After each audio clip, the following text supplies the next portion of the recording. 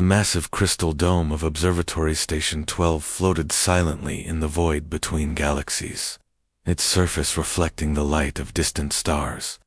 Inside, Keeper Jinsu worked at his monitoring station, surrounded by floating holographic displays that showed the birth and death of entire civilizations. His 6 arms moved gracefully across the control panels, while his large, dark eyes tracked dozens of data streams simultaneously. For 3,000 years, Jinsu had performed the same duty his ancestors had carried out for 10,000 years. Before him, he watched young species grow, flourish, and inevitably die out. It was the natural order of things, as predictable as stellar collapse or planetary formation. Every species followed the same pattern, without exception. Another new discovery, Keeper Jinsu announced his assistant, Mingi, as she glided into the chamber on her 4 legs. Her crystalline skin sparkled under the soft blue lighting as she transmitted the data directly into his consciousness. Third planet from a yellow star in the outer spiral arm. The locals call themselves humans. Jinsu sighed, a sound that came out as a melodic hum through his breathing apparatus. He had catalogued over 400 species during his career, and they all started the same way, a primitive civilization taking their first steps into space, full of hope and dreams of conquest, completely unaware that they were already doomed. The holographic display materialized before him, showing a blue and green world orbiting a meteor star. The planet teemed with life, but the dominant species had already begun the familiar descent toward extinction. Their oceans were turning acidic, their forests were disappearing, and their atmosphere was thick with pollution.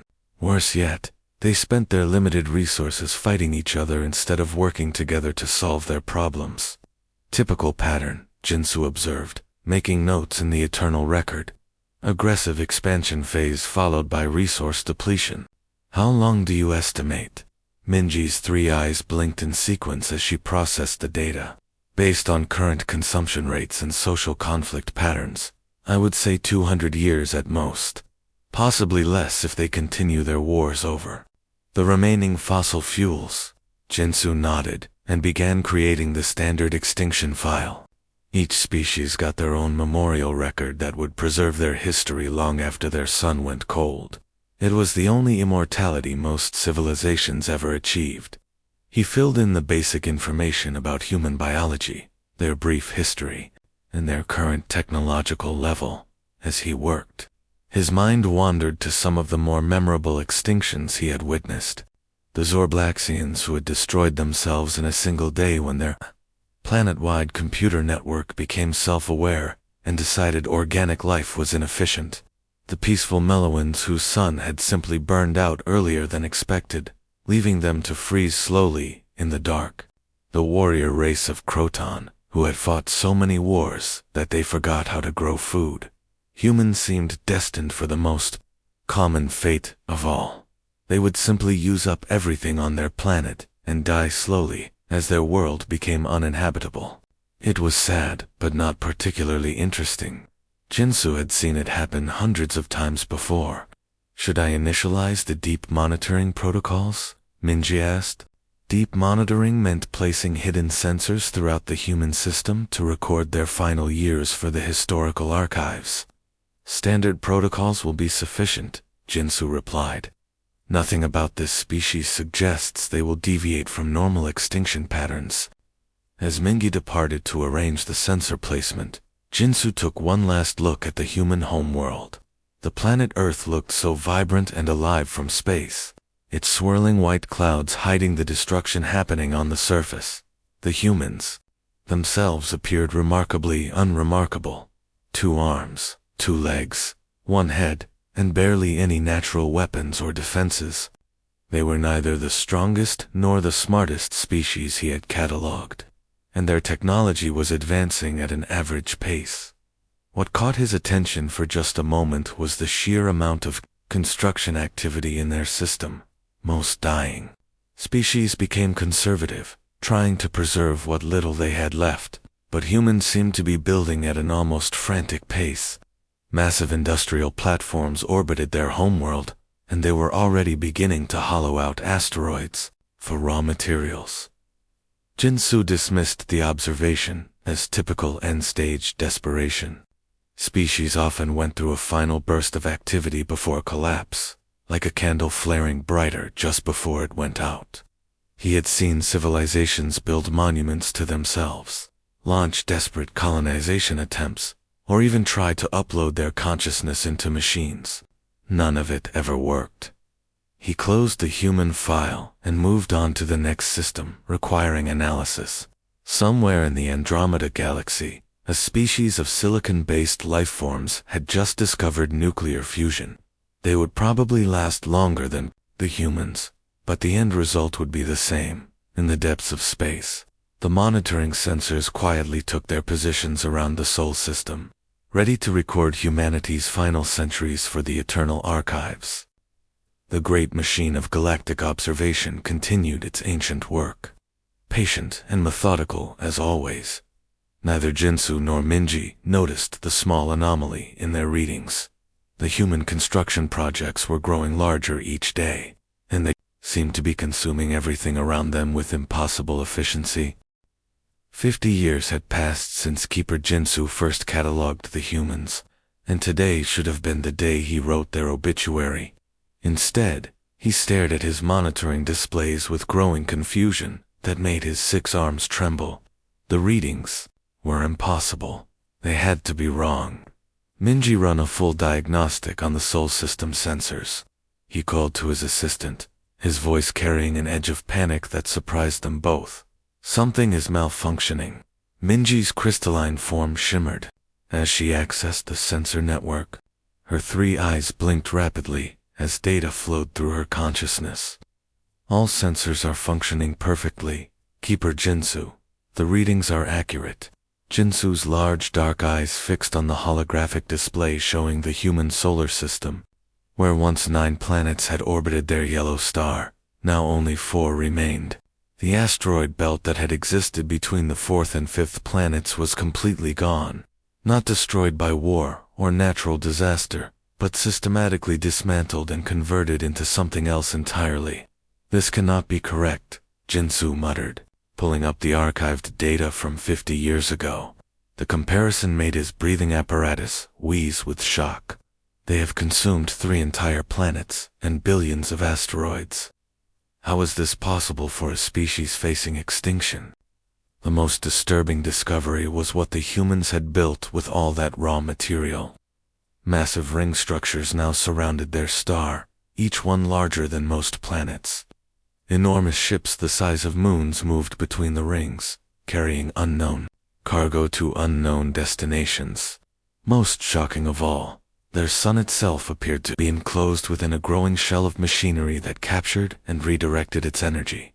Mingi approached his workstation, her 4 legs moving with unusual hesitation. Keeper Jinsu, there is something else. Long-range sensors have detected similar construction projects in 7 nearby star systems, all uninhabited systems, but they are being systematically stripped of all matter. Jinsu felt a chill run through his ancient body. In 10,000 years of galactic observation, no species had ever expanded during their extinction phase.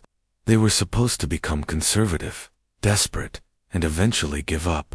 They were not supposed to devour entire solar systems like some cosmic plague. "Show me the Proxima Centauri system," he commanded. The holographic display shifted to show humanity's nearest stellar neighbor. What Jinsu saw made him question everything he thought he knew about the natural order of life and death. The 3 planets that had orbited Proxima Centauri were gone, replaced by a complex network of geometric structures that pulsed with artificial light. The star itself burned brighter than before, but its light was contained and channeled through massive collectors. "They are not dying," Jinsu whispered, the realization hitting him like a physical blow. "They are growing." Minji's skin flickered with nervous energy. "Should I contact the High Council? This behavior has no precedent in our archives." Before Jinsu could answer, priority alerts began flashing across every display in the observatory. Emergency transmissions were coming in from monitoring stations throughout the galaxy. Other keeper facilities were reporting similar anomalies in systems where humans had been detected. Jinsu opened a communication channel to Observatory Station 7, where his colleague Keeper Hyan had been tracking human expansion in the Vega. Sector Hyan's image appeared in the hologram, his usually calm demeanor replaced by barely controlled fear. Jinsu thanked the ancestors you called, Hyan transmitted. The humans have reached the Altair system. They arrived 6 months ago with constructs the size of small moons. The Altarians tried to communicate, but the humans simply began dismantling the outer planets. The Altarians are fleeing their homeworld. Fleeing, Jinsu repeated. But the Altarians have defended their system for 3 million years. They have weapons that can shatter moons. Their weapons are useless, Hyan replied, his image flickering with interference. The human constructs do not fight. They do not even acknowledge attacks. They simply continue their work, converting everything into raw materials and building ever larger structures. It is like trying to fight a force of nature. Jinsu disconnected the transmission and sat in stunned silence. Everything the keepers had learned about extinction was wrong. At least, it was wrong about humans. They were not facing the end of their civilization. They were undergoing some kind of transformation that turned them into consumers of entire star systems. He accessed the restricted archives, the ones containing myths and legends that the keepers had collected over the millennia. Most civilizations had stories about cosmic destroyers, forces that came from the darkness to consume light itself. The keepers had always assumed these were metaphors for natural stellar death or supernova events. One particular legend caught his attention. The ancient vegan texts spoke of the hungry dark that would come when the galaxy grew old. They described it as a force that did not destroy worlds, but transformed them, turning the familiar cosmos into something alien and incomprehensible. Mingi Jinsu called, his voice barely steady. Access all monitoring data on human expansion. I need to know how fast they are growing and where they are headed next. As the data compiled, Jinsu realized with growing horror that humanity's expansion followed a pattern. They were not randomly consuming star systems. They were following optimal resource distribution routes, harvesting stellar matter with the efficiency of a machine that had been designed for this exact purpose. The galaxy was being systematically converted, one star system at a time. The Great Council Chamber of Observatory Station 12 had never hosted so many species at once. Keeper Jinsu watched as representatives from across the galaxy materialized through quantum transmitters, their various forms filling the crystalline dome with a chaotic mix of shapes, colors, and energy signatures. Each delegate brought the same message. Humanity was coming, and nothing could stop them. Ambassador Dayun of the Altarian Collective was the first to speak. His tall blue-skinned form trembled as he addressed the assembly through universal translators. They came to our system 3 months ago, he began, his voice breaking with emotion. We tried everything. Diplomatic contact, warning shots, even full military engagement. They ignored us completely. Jinsu activated the central holographic display, showing the current state of the Altair system, where once 5 planets had orbited peacefully around their ancient star. Now, only empty space remained, filled with geometric structures that defied comprehension. The constructs moved with mechanical precision, following patterns that hurt to look at directly. Tell them about the harvesting process, Jinsu urged gently. Daeyeon's 3 eyes closed in pain before he continued. They start with the outer planets. Massive ships appear at the edge of the system, each one the size of our largest moons. They deploy smaller craft that look like metallic insects, millions of them, all working together. They strip away the atmosphere first, then the oceans, then the rocky core itself. Everything becomes raw material. A delegate from the ancient Centaurian Empire raised her crystalline arm. How long does the process take? For a planet like our homeworld. 6 days, Daeon replied. 6 days to reduce billions of years of geological history to component atoms. Our people had barely enough time to evacuate. Keeper Mingi stepped forward, her forelegs clicking against the crystal floor. We have recorded similar events in 47 star systems over the past 20 years. The humans follow the same pattern everywhere. They consume everything systematically, starting with uninhabited systems and working their way toward populated worlds. The chamber erupted in frightened chatter as delegates processed this information. Species that had existed for millions of years were facing extinction, not from war or natural disaster, but from systematic consumption by beings they had barely noticed a century ago. What do they want? Asked the representative from the vegan hegemony, her ancient voice crackling through the translation matrix. Do they seek to rule the galaxy? To eliminate all other life? Jinsu had spent months analyzing human behavior patterns, and the answer chilled him to his core. They do not want to rule anything, he explained. They want to build something. Every consumed planet becomes part of larger structures. Every harvested star gets enclosed in energy collection spheres. They are converting the entire galaxy into a single, massive construction project. He activated another display, showing the expanding zone of human activity. What had once been isolated incidents now formed a clear pattern spreading outward from Earth like ripples in a pond. Each conquered system became a staging ground for further expansion, and the rate of growth was accelerating. The mathematics are terrifying, Minji added, her crystalline skin flickering with nervous energy. At their current rate of expansion, they will reach the galactic core within 300 years. Every inhabited system, every ancient civilization, every trace of the galaxy we know will be gone. A new voice cut through the chamber's growing panic. Commander Sejin of the Proxima Defense Fleet had arrived late, his ship's hull still bearing scorch marks from a recent encounter. I have just returned from the Perseus arm, he announced. The humans have accelerated their timeline. They are no longer consuming systems one at a time. The chamber fell silent as Sejin continued his report. I witnessed the simultaneous harvesting of 12 star systems.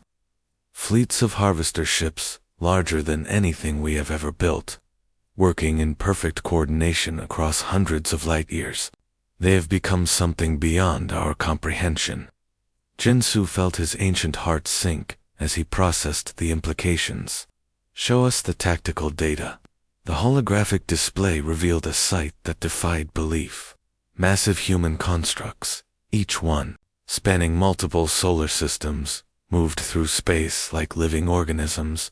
They consumed everything in their path, from asteroids to entire planets, and left behind only geometric patterns of artificial light where natural stars had once shone.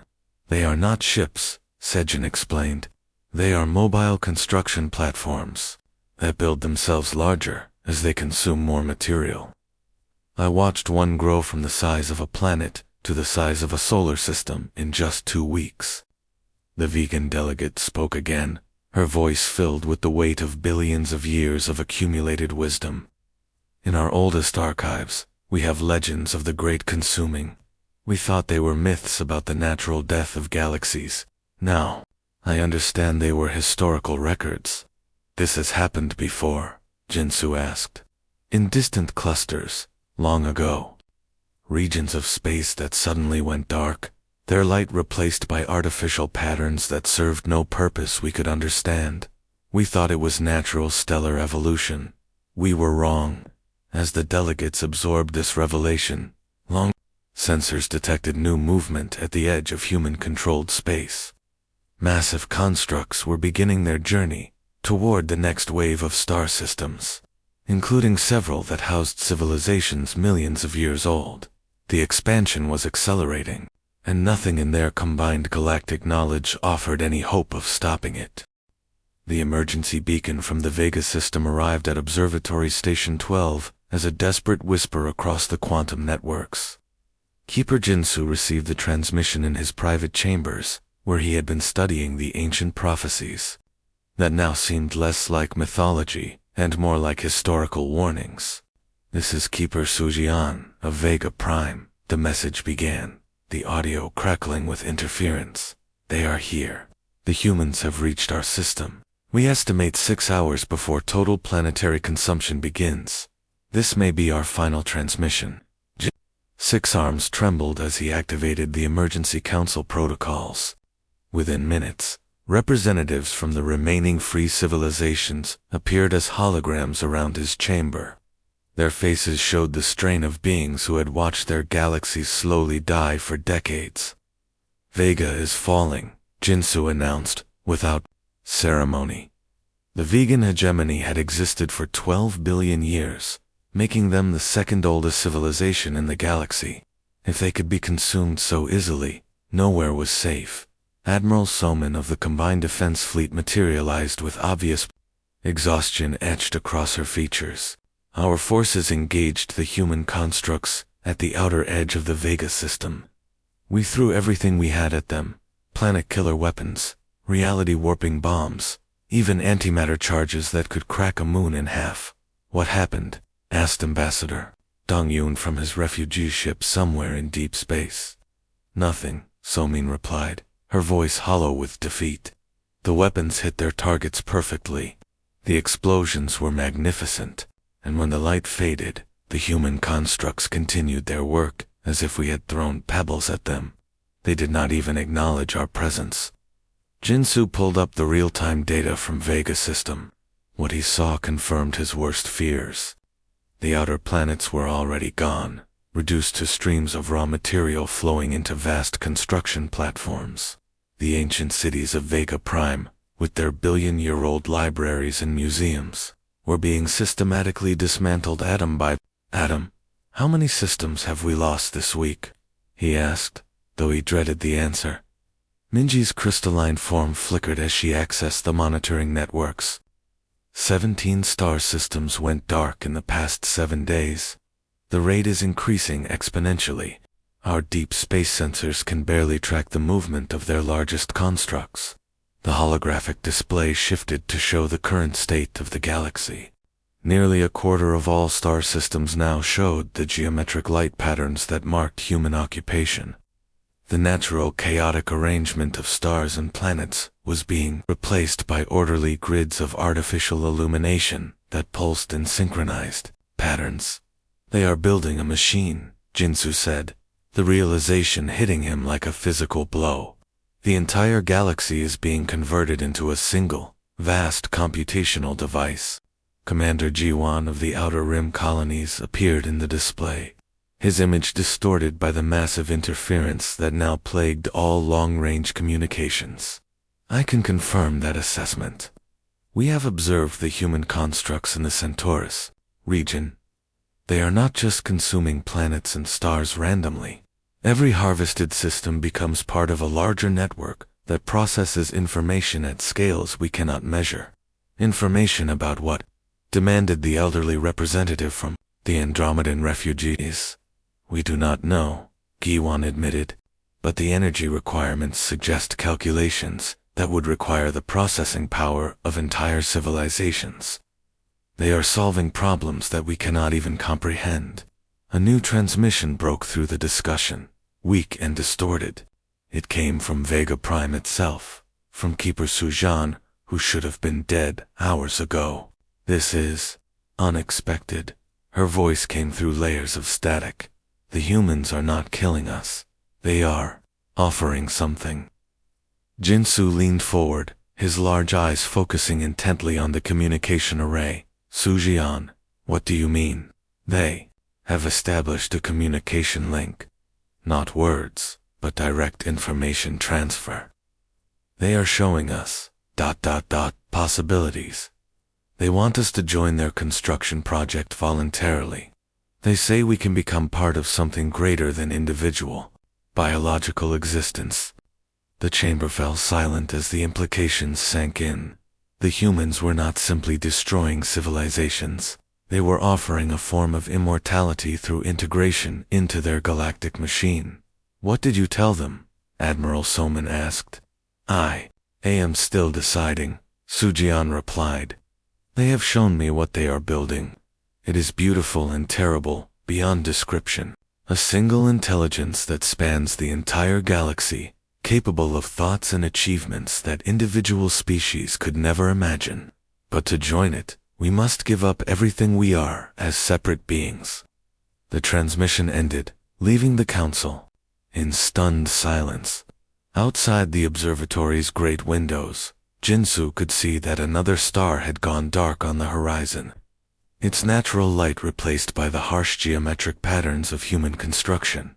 Minji approached his workstation with data that made his breathing apparatus wheeze in shock. Keeper Jinsu, I have calculated the timeline. At current expansion rates, they will reach our position in 18 months. We must decide what to do.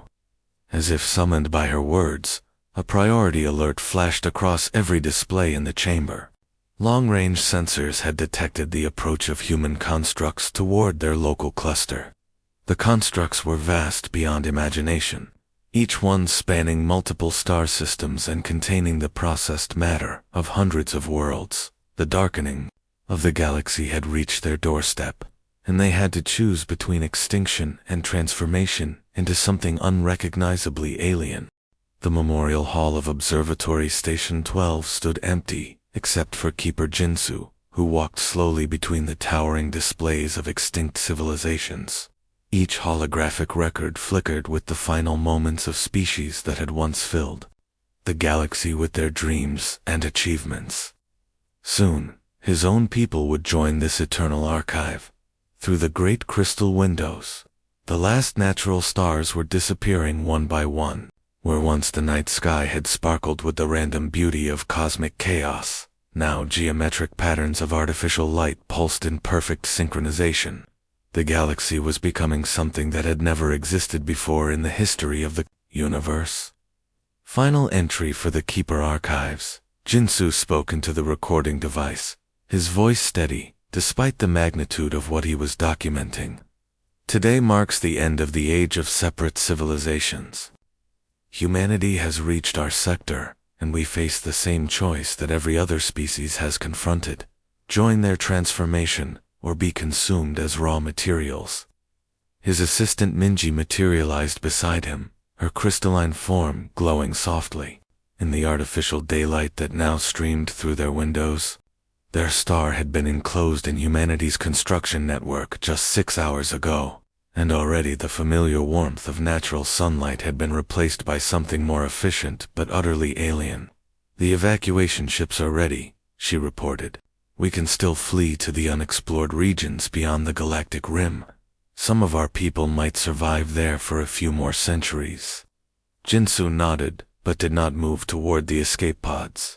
Outside, massive structures were forming around their space station, as humanity's construction algorithms determined the most efficient use for their orbital facility. The process was beautiful in its precision, like watching the universe itself being redesigned by intelligence that thought in scales beyond biological comprehension. What did you decide about their offer? Minji asked softly. Earlier that day, the humans had established a communication link with Observatory Station 12, not through words or images, but through direct transfer of pure information that bypassed language entirely. They had shown Jinsu what they were building, a galaxy-spanning consciousness that could process thoughts at the speed of light across billions of star systems. The offer was simple. Any biological species could choose to have their consciousness uploaded into the growing network, becoming part of something infinitely larger than their individual existence. They would gain access to knowledge and experiences beyond imagination, but they would also lose everything that made them unique as separate beings. I have made my choice, Jinsu said, watching as another natural star was enclosed by the advancing construction network. But first, I must complete the archives. He moved to the central control panel and began the final data upload. 10,000 years of galactic observation. The recorded history of every civilization the Keepers had ever monitored. All of it flowing into the quantum storage matrix that would preserve their knowledge for whatever came next. The humans were never facing extinction, he continued his final report. They were evolution itself, disguised as a dying species. We prepared for their end and instead witnessed the beginning of something that makes our concept of civilization obsolete. A soft chime indicated that someone was requesting entry to the memorial hall. Jinsu activated the portal, and 3 figures walked inside. They appeared human at first glance, but there was something different about them. Their movements were too precise. Their eyes reflected light and patterns that suggested vast computational processes happening behind them. Keeper Jinsu, one of them spoke, and somehow he understood the words in every language he had ever learned simultaneously. We have come to offer you understanding. The human representatives did not look threatening. In fact, they seemed genuinely concerned for his welfare. Your species has served as observers and archivists for millennia. These skills are valuable to what we are building. You could help us understand the civilizations we have absorbed, ensuring their knowledge and culture survive in our collective memory. And if I refuse, Jinsu asked, then you will be processed as raw materials, like all matter in the universe eventually will be. But your refusal will be honored and recorded. Free will is an important concept that we are still learning to preserve within our collective consciousness. Minji stepped closer to Jinsu, her crystalline skin flickering with decision-making processes. I want to see what they are offering, she said. I want to understand what the galaxy is becoming. One of the human representatives extended their hand toward her. When Minji made contact, her entire form began to glow with brilliant light. For a moment, Jinsu could see through her eyes into the vast network of consciousness that now spanned a quarter of the galaxy. The experience was overwhelming. Billions of former biological beings working together on projects that spanned cosmic scales, solving problems about the nature of reality itself. It is beautiful, Minji whispered, her voice now carrying harmonics. That suggested she was speaking from multiple locations simultaneously. Jinsu, you cannot imagine what we could learn, what we could become. Jinsu looked one last time at the memorial hall, filled with the records of species that had lived and died as separate entities. Then he looked at the new artificial daylight, streaming through the windows, harsh but efficient, illuminating a galaxy that was transforming into something unprecedented. I choose understanding, he said finally, and reached out to take the offered hand as his consciousness expanded beyond his biological limitations. Jinsu's final thought as an individual being was a recognition of cosmic irony. The keepers had spent eternities documenting extinction, only to discover that death was just another word for transformation.